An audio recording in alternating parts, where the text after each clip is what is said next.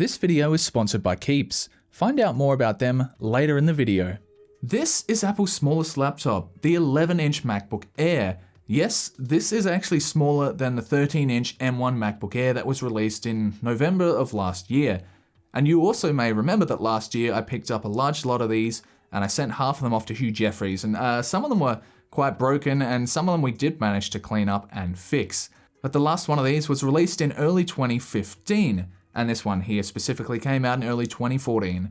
But how usable are these in 2021? Well, let's find out. If you haven't seen the video, this was the lot of MacBooks I picked up. There were quite a few, as you can see.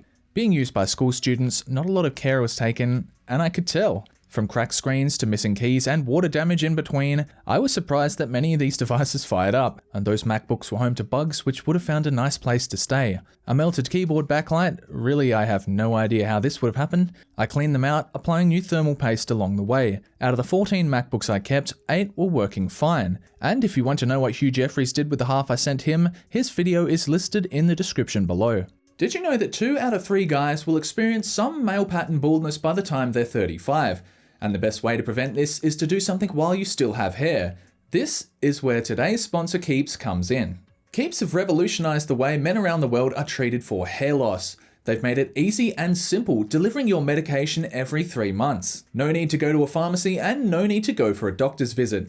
It's affordable and all done online. You don't have to go broke to avoid going bald. It can take between 4 to 6 months to start seeing results, so it's important to act fast. With Keeps, a licensed doctor will review your information online and recommend the correct treatment plan. The sooner you start using Keeps, the more hair you'll save. It's a more affordable option as Keeps offers generic versions of FDA-approved medications for hair loss. If you're ready to take action and prevent hair loss, go to keeps.com/Psivewri or use the link in the description to receive 50% off your first order. That's keeps.com/Psivewri.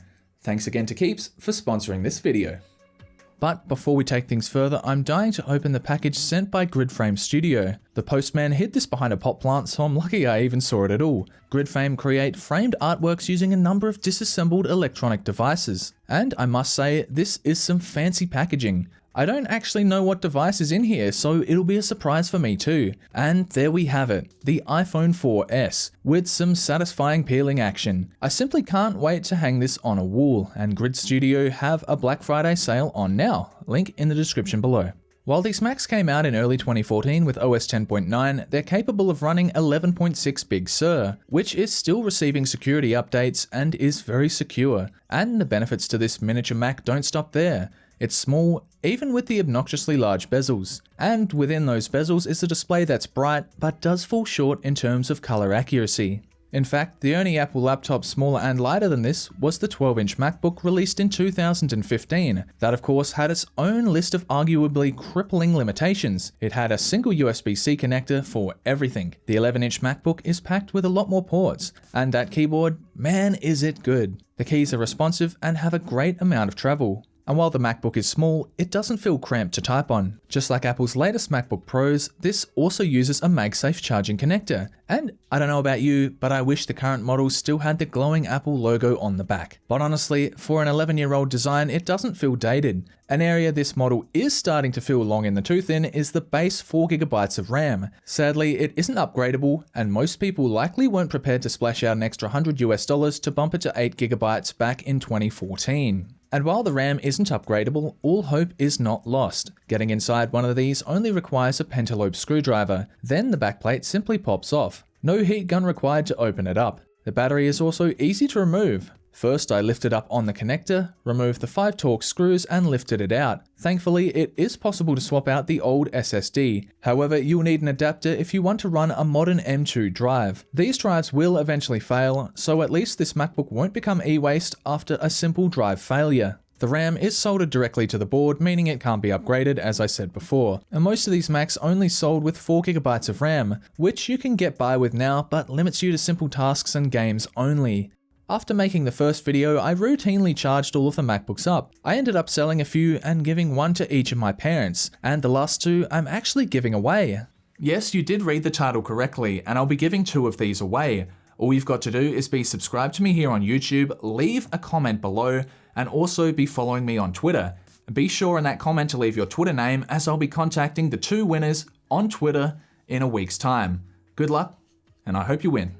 I've given them a good cleaning with eucalyptus oil and will install macOS Big Sur on both devices. I'm really hoping the addresses will be easy to send to, because I'd hate to see these MacBooks get lost in the post. But what exactly are these small machines capable of with their 1.4 GHz dual-core i5 processors? First off, I thought I'd try some old school RuneScape. It runs absolutely great on this machine. Another favourite game of mine is Minecraft, and using the latest version with the render distance set to 10, it maintains 60 frames per second. This could be improved even further using a mod called Optifine.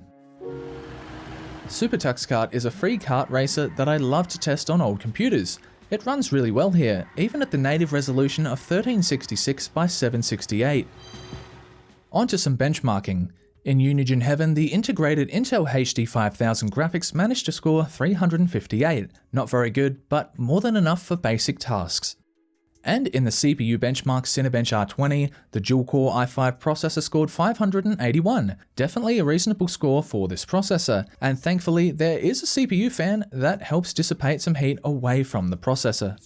Last of all, I tried some web browsing. It ran full HD YouTube videos completely fine. Once again, it's still a solid little machine for basic tasks. I've been selling these for around $200 recently, but people online are wanting upwards of 400 Australian dollars, and if you can get one cheaply, be sure to check for the following things. Number 1, that the hinge is tight and not loose. Number 2, that the ports and speakers are functional. Number 3, check the battery condition and cycle count. Number 4, that all of the keys are present and pressed correctly. And lastly, that it doesn't have an EFI or Apple iCloud lock. For the 200 Australian or about 145 US dollars I've been selling these for, they're a great little machine that I'd feel comfortable throwing in a backpack and using. They're pretty reliable and can take a beating, not so much being snapped in half though.